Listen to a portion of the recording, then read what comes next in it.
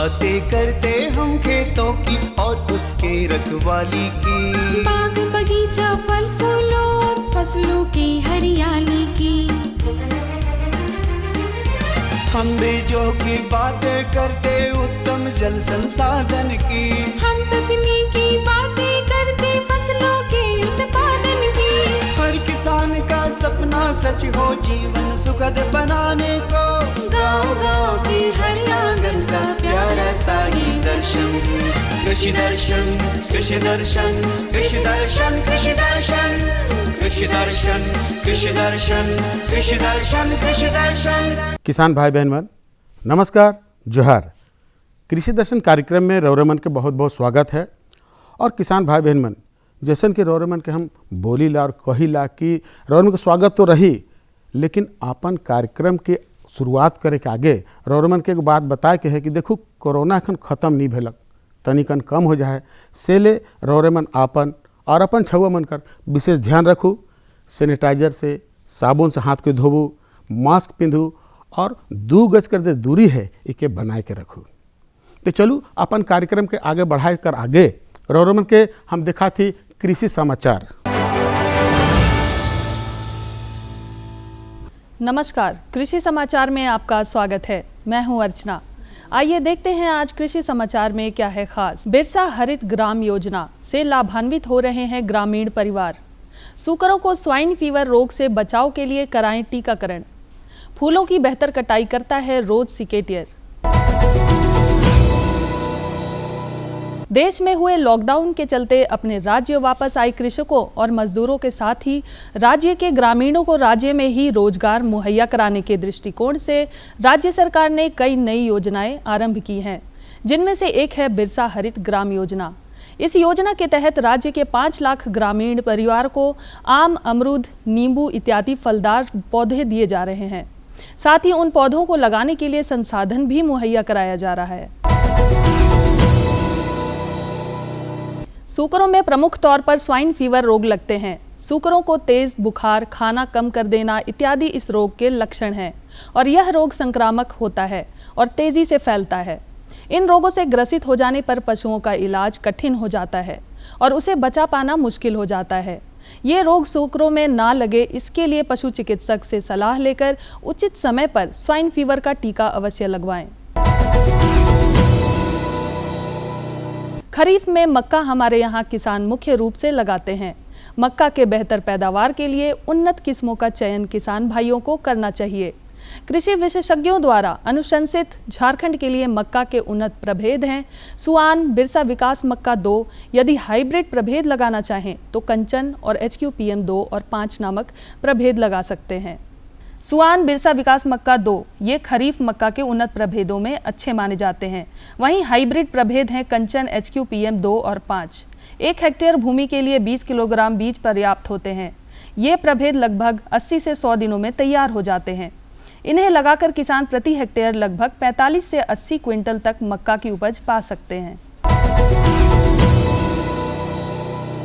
अमरूद के बागानों में इस समय फल मक्खी के प्रकोप होने की संभावना रहती है। अमरूद के पक जाने की स्थिति में फल मक्खी फलों में छेद कर उसमें अंडे दे देते हैं, जिससे फसल को काफ़ी नुकसान होता है। फ्रूट फ्लाई ट्रैप फल मक्खी के नियंत्रण का सबसे आसान उपाय है। यदि मक्खी का प्रकोप ज़्यादा हो तो 2 मिलीलीटर मेलाथियान दवा प्रति लीटर पानी में घोलकर 7 दिन के अंतराल पर 3 बार छिड़काव करने से अमरूद की फसल से फल मक्खी का नियंत्रण आसानी से हो जाता है। फूलों की कटाई करनी हो या पौधों के डंठलों की छटाई करनी हो, इन कामों के लिए बेहतर उपकरण है रोज सिकेटियर। आइए जानते हैं इस उपकरण में और क्या खूबियां हैं। यह है रोज सिकेटियर। पौधों एवं फूलों की बेहतर कटिंग के लिए इसका इस्तेमाल होता है। इस उपकरण में तेज एवं जंग रोधी एक ब्लेड लगा होता है जो फूलों एवं पौधों के डंठलों को आसानी से काटता है। सबसे खास बात इस उपकरण की यह है कि पौधों के काटे गए हिस्से उसी में फंसे रहते हैं, जिसे आप उचित स्थान पर फेंक सकते हैं। और अब एक नजर राज्य के कुछ प्रमुख शहरों के मौसम के मिजाज पर। आज राज्य के कुछ प्रमुख शहरों के तापमान इस प्रकार दर्ज किए गए। रांची अधिकतम 34 डिग्री सेल्सियस, न्यूनतम 20 डिग्री सेल्सियस। देवघर अधिकतम 37 डिग्री सेल्सियस, न्यूनतम 19 डिग्री सेल्सियस। जमशेदपुर अधिकतम 37 डिग्री सेल्सियस, न्यूनतम 22 डिग्री सेल्सियस। मेदिनीनगर अधिकतम 35 डिग्री सेल्सियस, न्यूनतम 20 डिग्री सेल्सियस। धनबाद अधिकतम 37 डिग्री सेल्सियस, न्यूनतम 19 डिग्री सेल्सियस। कृषि समाचार में आज इतना ही। कोरोना संक्रमण पूरी तरह से समाप्त हो, इसलिए कोरोना का टीका अवश्य लें। साथ ही दोनों डोज लेने के बाद टीके का बूस्टर डोज भी लेना जरूरी है। संक्रमण से बचते हुए कार्य करें ताकि कोरोना बीमारी जल्द से जल्द पूरी तरह समाप्त हो सके। अगले अंक में फिर मुलाकात होगी कुछ ताज़ा तरीन खबरों के साथ। तब तक के लिए दीजिए इजाज़त। नमस्कार, जोहार। किसान भाई बहन मन, कृषि समाचार में रोरमन तकनीक कर बारे में, उपकरण कर बारे में, मौसम हाल कर बारे में, मंडी भाव कर बारे में और कृषि संबंधी नवा जानकारी मिलक। एखन बेरा हो जा है एक छोटा सा विराम के। हम विराम के बाद घूर के आवा थी और रोरमन के जानकारी देवा थी।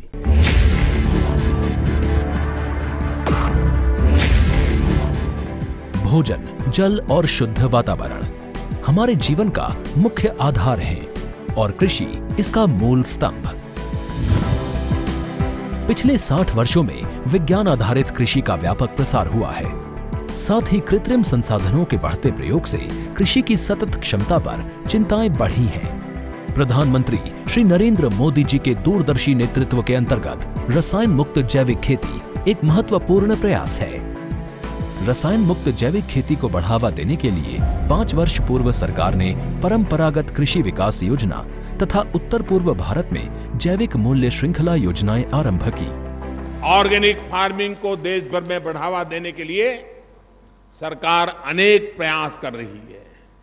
इसके लिए परंपरागत कृषि विकास योजना के तहत काम किया जा रहा है। न सिर्फ ऑर्गेनिक फार्मिंग को बल दिया जा रहा है, बल्कि उसके लिए वैल्यू एडिशन और मार्केट की व्यवस्था भी की जा रही है। भारत सरकार एवं किसानों के सम्मिलित प्रयासों से आज देश के लगभग 36 लाख किसान 38 लाख हेक्टेयर क्षेत्र में जैविक खेती कर रहे हैं।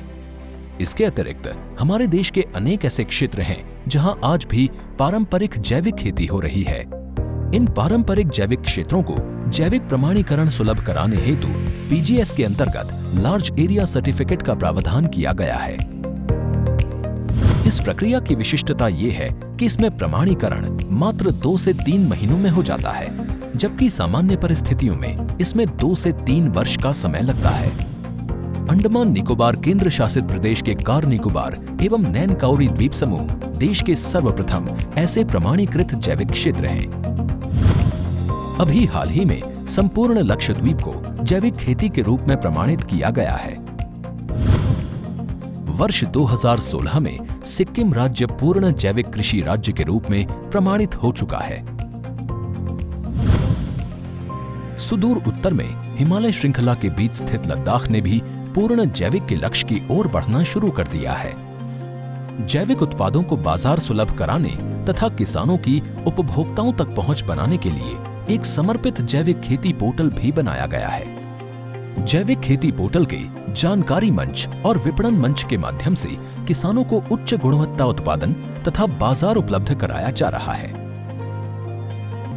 आशा है देश के सभी राज्य अपने जैविक क्षेत्रों का विस्तार करेंगे और देश में जैविक कृषि क्रांति को मजबूत करने में योगदान देंगे।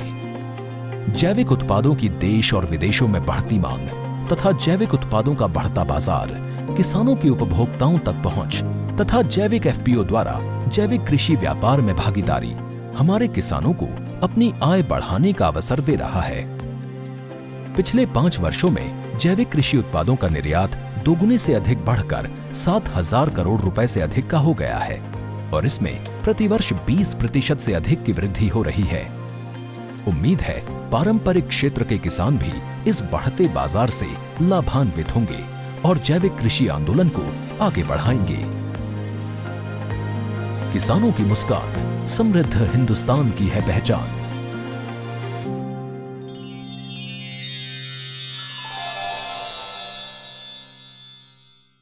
किसान भाई बहन मन, विराम के बाद रौरे मन के एक बार फिर से स्वागत है।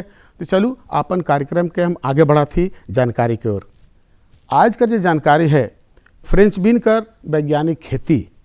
तो किसान भाई बहन मन रौरे मन फ्रेंच बीन कर खेती करीला और खूब बढ़िया से करीला।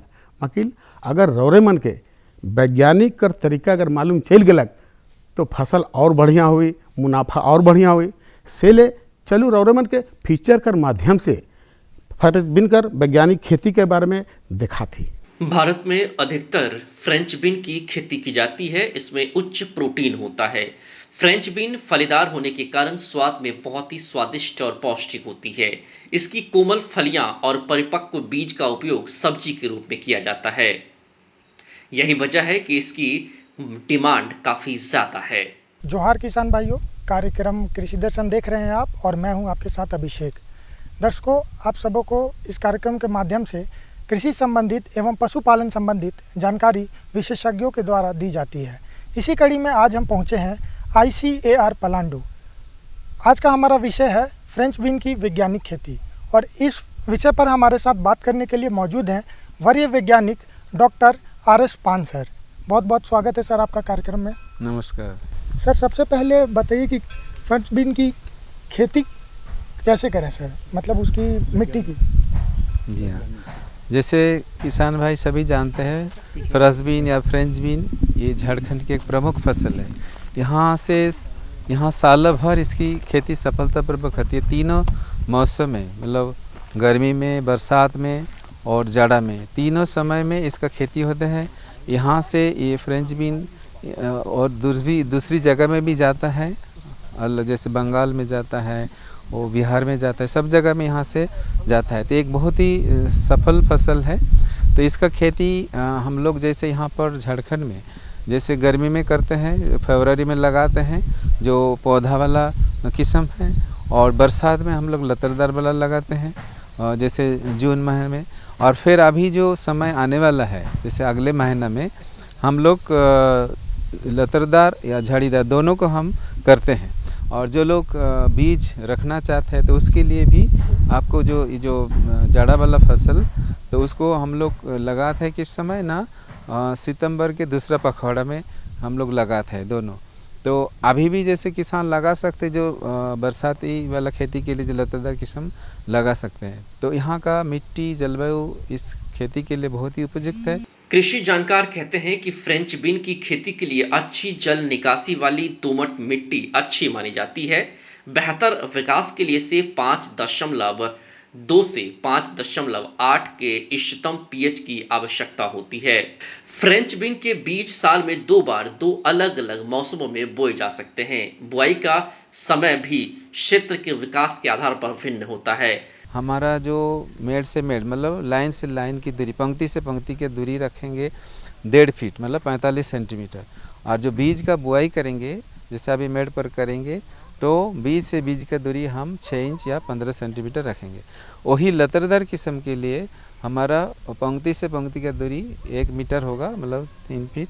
और फिर पौधा से पौधा वही 6 इंच या 15 सेंटीमीटर ही रखेंगे। और 1 हेक्टर के लिए 1 हेक्टर खेती के लिए कम से कम 50 से 75 किलोग्राम बीज की आवश्यकता होती है झाड़ीदार किस्म के लिए, और 22 से 25 किलोग्राम लतदार किस्म के लिए।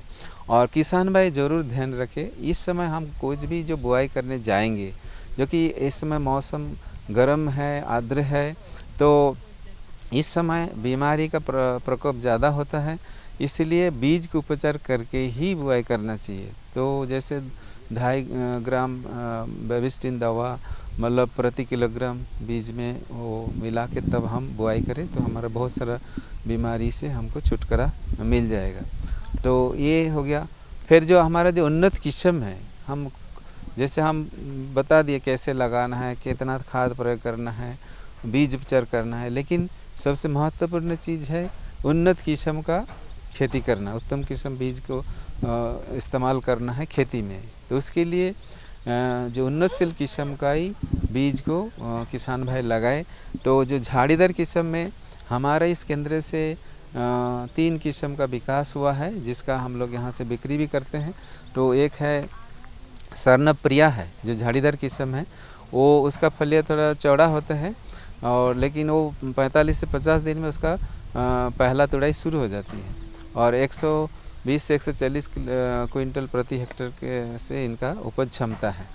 तो एक अच्छी किस्म है। और इसका खासियत और है जो इसका हम जो दाल है, जो सूखा दाना, जो परिपक्व दाना को हम राजमा के दाल के रूप में भी इस्तेमाल कर सकते हैं। रस्ट यह एक फफूंद जनित रोग है जो पौधों के सभी ऊपरी भाग पर छोटे हल्के उभरे हुए धब्बे के रूप में दिखाई देते हैं। तने पर साधारणतः लंबे उभरे हुए धब्बे बनते हैं। अंत में ये धब्बे पत्तियों पर फैल जाते हैं और पत्तियां सूखकर झड़ जाती हैं। इसके नियंत्रण के लिए फ्रेंच बीन के प्रति पौधे पर औसतन 2 धब्बे प्रति पत्तियों के दिखने पर फफूंदनाशक जैसे फ्लूसिलाजोल या हेक्साकोनाजोल या बीटाटेनॉल या ट्राइओडीमेफॉन 1 मिलीमीटर प्रति लीटर पानी का 5 से 7 दिन के अंतराल पर छिड़काव करना चाहिए।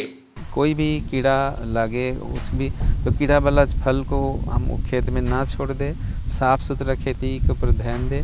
जैसे हमारा कीड़ा निकल के फिर ना दूसरा में चला जाए पौधा में, तो ये सब ध्यान देना है इसके लिए।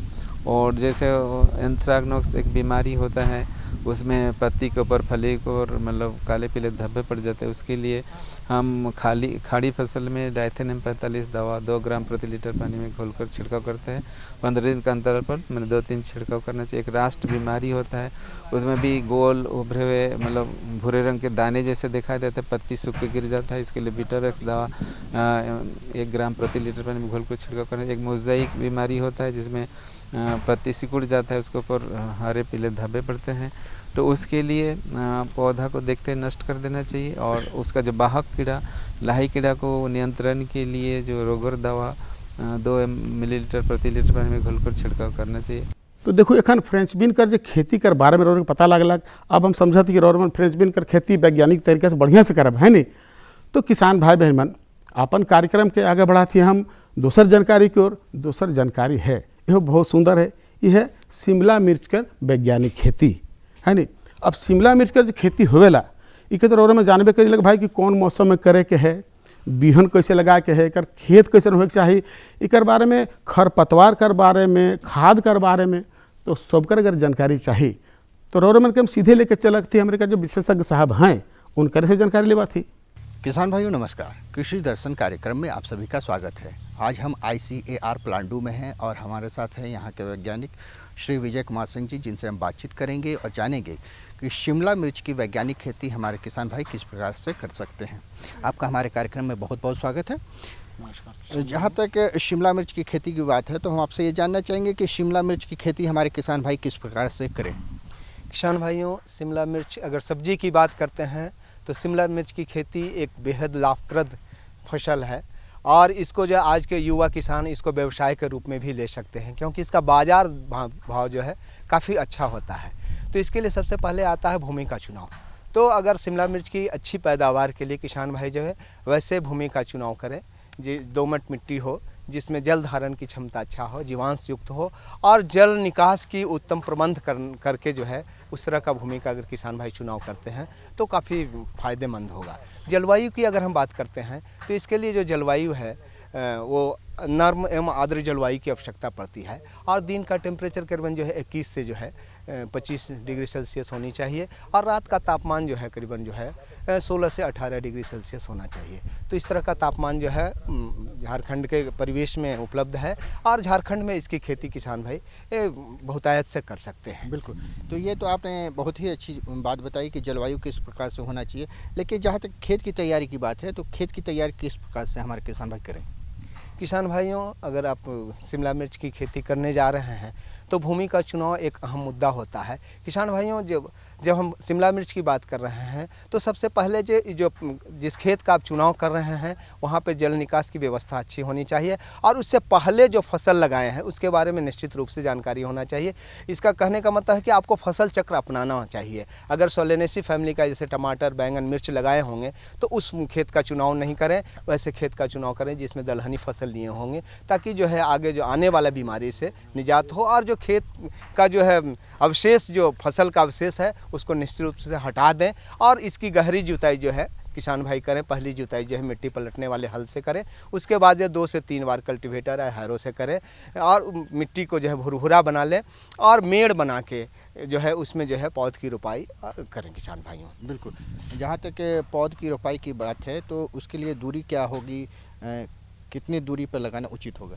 किसान भाइयों, जब हम मेड़ की बात करते हैं तो मेड़ की चौड़ाई करीबन जो है 90 सेंटीमीटर होना चाहिए और उसमें जो है 2 कतार में पौध को लगाना चाहिए। पौध से पौध की दूरी 60 से 45 सेंटीमीटर होना चाहिए और लाइन से लाइन की दूरी करीबन जो है 1 मीटर की होना चाहिए। नर्सरी को तैयार करके जो है खेत में लगाएं। जब भी किसान भाई नर्सरी तैयार करते हैं, चूँकि ये शिमला मिर्च का बीज जो है काफ़ी महंगा होता है, तो इसको जो है आप जो है प्रो ट्रे में जो है आपका जो है उस पर अगर करते हैं बीज की बुआई करते हैं, उसमें सेल में एक एक बीज को डालते हैं तो काफ़ी फ़ायदेमंद होता है, क्योंकि उसमें जो है मिट्टी जनित रोग नहीं आता, क्योंकि उसमें मिट्टी का अंश नहीं होता है। प्रोट्रे में जब हम बिचड़ा तैयार करते हैं तो उसमें सिर्फ जो है कोकोपीट होता है और जो है उसमें वर्मी कंपोस्ट होता है, तो उसमें अगर आप बीज की बुआई करते हैं तो उसमें जड़ का विकास काफ़ी अच्छा होता है और स्वस्थ बिचड़ा तैयार होता है। तो इस तरह जो है स्वस्थ बिचड़ा तैयार करके किसान भाई जो है अपने खेत में लगाएं। इसको लगाने का जो समय जो है, बीज बुआई का जो समय है, इस 3 चरणों में आप कर सकते हैं। जून के प्रथम सप्ताह जून जुलाई में कर सकते हैं, अगस्त सितंबर में कर सकते हैं और फिर जो है दिसंबर जनवरी में कर सकते हैं। उसी तरह अगर पौध रोपाई की बात करें तो पौध रोपाई का काम जो है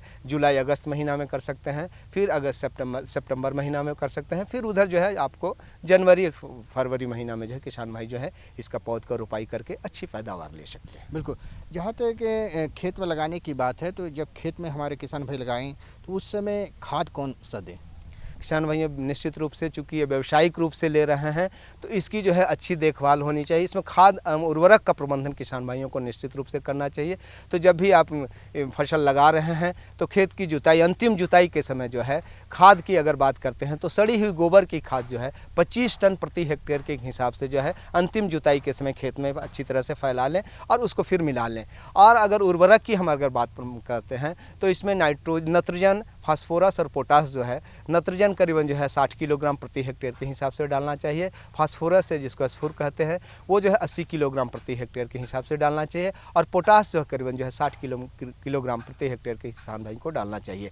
नत्रजन के लिए अगर किसान भाई यूरिया का प्रयोग करते हैं तो यूरिया करीबन जो है 130 किलोग्राम जो है प्रति हेक्टेयर के हिसाब से उपयोग में लाएँ। उसके बाद फास्फोरस के लिए अगर सिंगल सुपर फास्फेट SSP जिसको कहते हैं उसका अगर प्रयोग करते हैं तो वो करीबन जो है 500 किलोग्राम जो है प्रति हेक्टेयर से किसान भाई डालें। और जो पोटास के लिए जो म्यूरेट ऑफ पोटास का अगर प्रयोग करते हैं तो करीबन 100 किलोग्राम जो है पोटास को डालें। किसान भाई जब भी नत्रजन का प्रयोग करें तो उसको 2 भाग में बांट ले। आधा भाग जो है नत्रजन की आधा भाग और फास्फोरस और पोटास की पूरी मात्रा को जो है बेसल डोज के समय जो पौध रोपाई से पहले जो है खेत की तैयारी के समय जो है किसान भाई कर दें और उसके बाद रीज बना के, मेड़ बना के और उसमें जो है पौध की रोपाई करें। बाकी बचा हुआ आधा भाग को जो है जब निकाई की काम करते हैं, पौध रोपाई से 25 दिन के बाद जो है पहले निकाई हो जानी चाहिए, तो निकाई के समय जो है उस समय जो है नत्रजन का प्रयोग करें। और अगला जो है जब अर्थिंग अप करते हैं, जब मिट्टी चढ़ाते हैं जो 30 से 45 दिन में, तो उस समय जो है वो जो है यूरिया नत्रजन का किसान भाई प्रयोग करें। इस प्रकार अगर करते हैं तो अच्छी फसल, अच्छी पैदावार ले सकते हैं। बिल्कुल, यहाँ एक प्रश्न ये है कि जो अब हमारे किसान भाई शिमला मिर्च की खेती कर रहे हैं तो यहाँ के झारखंड के परिप्रेक्ष्य में अगर बात करें तो कौन सा किस्म बेहतर होगा, पहली बात। दूसरी बात ये है कि सिंचाई कब कब करें? किसान भाइयों, अगर व्यवसायिक खेती या अच्छी खेती पैदावार की अगर बात करते हैं तो किस्मों का चुनाव एक अहम मुद्दा होता है। किस्म का चुनाव किसान भाइयों को निश्चित रूप से करना चाहिए, उन्नत प्रभेद का चुनाव करना चाहिए ताकि जो है अच्छी पैदावार हो, अच्छी फसल हो, जिससे किसान को मुनाफा हो। तो झारखंड के परिवेश में अगर आप बात करते हैं तो हमारे अनुसंधान केंद्र प्लांडू से जो है एक किस्म का विकास किया गया है, स्वर्ण अतुल्या।